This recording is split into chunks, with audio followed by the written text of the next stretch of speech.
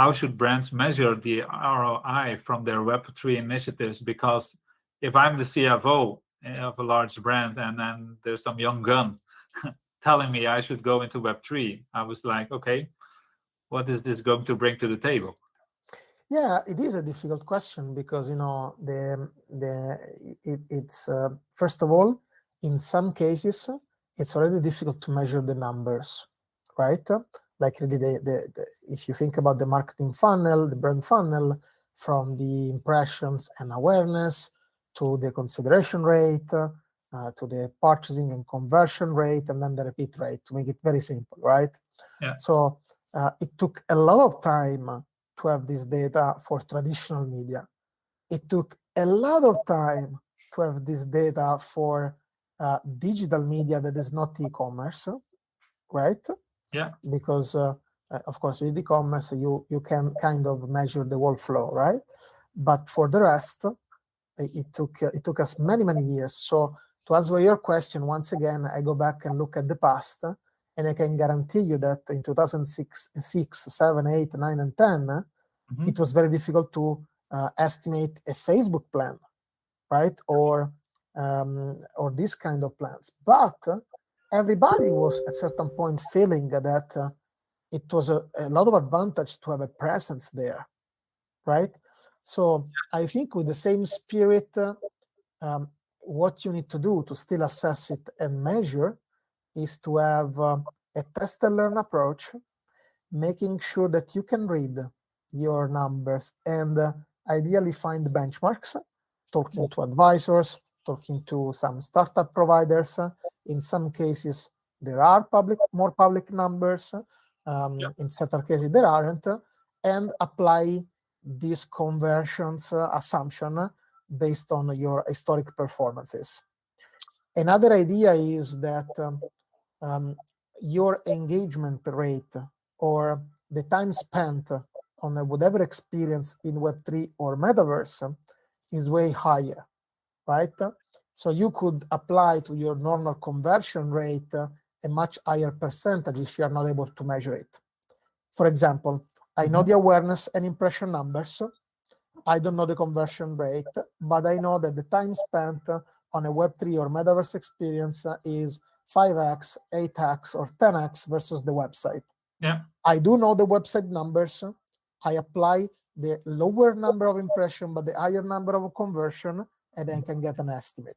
So I think this is a good enough way to start. And then you can apply also concept like if you're building a community or a loyalty program or something that is more recurring over time.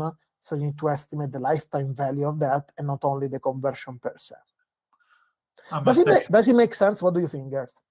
I must say that's an impressive experienced answer on an extremely difficult question, because I've put this question in it and I was like, okay, I'm a bit on the edge here in terms of because it's at one side it's a big broad question and then not easy to answer, but it really aligns and then empowers or strengthens your experience in this domain of marketing and then brand experience and how to approach such a topic. I mean, for a lot of brands, I mean, these kind of questions are reality, and if everyone is looking to each other, and there is no value taught really from the start of the process, then you're just playing around and there is no clear goal where to go to, and then at the end of the day you need benchmarks.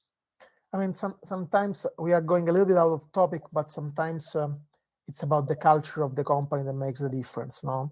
Because if I tell you, okay, maybe today we are starting to see something, but if 6 months ago, I would have told you, how do you measure a TikTok plan? Yeah, I can guarantee you that nobody was able to measure it really well 6 or 9 months ago. Now it is true that because, of course, of their expertise and their focus, that TikTok already improved in terms of measurement system, etc., etc. There are a few startups, but you need to trust them. It's not really validated, right?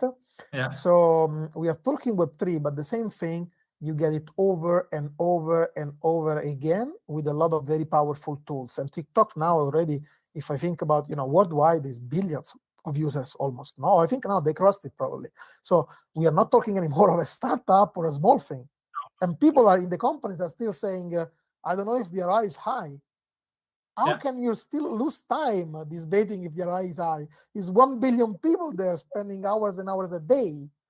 So I think it's about sometimes driving the culture of the leaders, where I'm not saying take the money, throw it away, and waste it. This will not be responsible. But on the other side, we are managers. Now we take decisions based on the experience. So we need to navigate with innovation. And navigate with innovation is exactly as I explained. You know the funnel, you know the biggest opportunities, you understand why you're doing this and what kind of people you want to attract, and try to make assumption in a way that makes sense, or at least you are aware of what's coming. Then ideally you find a way to measure it, and then the second time you're getting better, and the third one you are better, and the innovation and exploitation of a big company, number 5 or 7, you start to have your benchmark and expertise, and you start to build your best-in-class capabilities and do's and don'ts. This is the way that you should do it. And the faster you do it, the faster you build a competitive advantage. I love it. I love it that those insights. So thank you, Marco.